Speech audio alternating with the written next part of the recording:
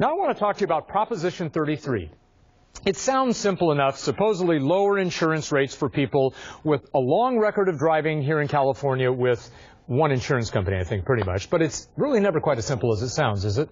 A skirmish between the two sides has broken out over whether the insurance companies will use Prop 33 to actually raise rates on some customers. I think that's pretty clear, and we'll get to that in a minute. Especially vulnerable are people serving overseas in the military. Will they have to pay more for insurance when they return? It depends on who you ask. Now, we're going to get into that along with a few other things with Jamie Court from Consumer Watchdog.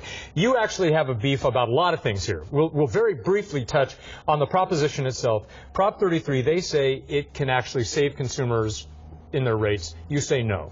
Well, look, if you are someone who has a lapse in coverage for a good reason, like you stopped driving, you're an embassy worker, you're a kid in college, you are someone who's unemployed for a long time, your rates will go up under this initiative, and they'll go up a lot under that initiative, and that will hurt people. The problem here is this is an initiative that's funded by one insurance company billionaire. 99% of the money comes from Mercury Insurance's chairman, and what it does is says if you have a break in coverage for any reason, even if it's that you stop driving, you're going to pay more. Now, people who don't have a lapse in coverage might pay less, but the people who have had a lapse in coverage, in many cases, in most cases, haven't done anything wrong. So if you're seriously ill, you take time off from driving, you come back in the market, you get squashed with a 40% rate hike.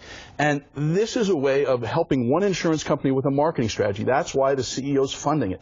It's not about helping the people who are vulnerable, and that includes people serving overseas in our embassies. Well, let's talk about, now you're going to the people that's serving overseas in the embassies. That's where we get on, where we move on.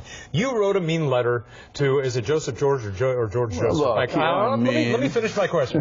Anyway, you wrote a letter saying, how dare you run a radio ad proclaiming how you are going to help America's heroes, the military serving overseas, by giving them better rates, or by not giving them higher rates merely because they're serving overseas. What's wrong with that ad?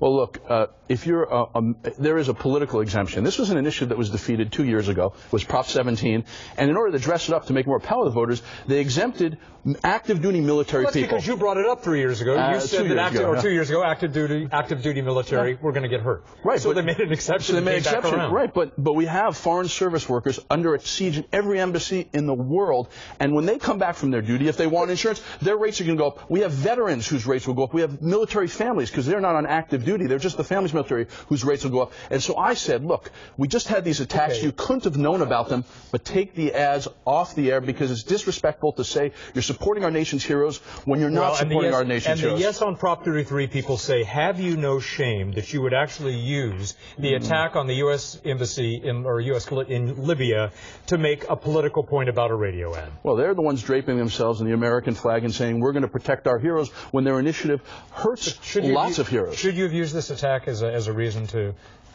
stand your ground on a radio ad? I think they need to take the ad down because it's disrespectful. I think the public needs to know that this is an insurance company-funded initiative that's pretending it's a patriotic initiative helping soldiers. Well, I haven't seen a soldier contribute a single dollar to this initiative. It's 99% funded by one insurance company executive. All right, Jamie Court, Consumer Watchdog. We have an open invitation, by the way, to Prop 33, yes on Prop 33 people, to come on and tell us why Jamie is wrong. Jamie, thank you very much. Thank you. All right, Liz.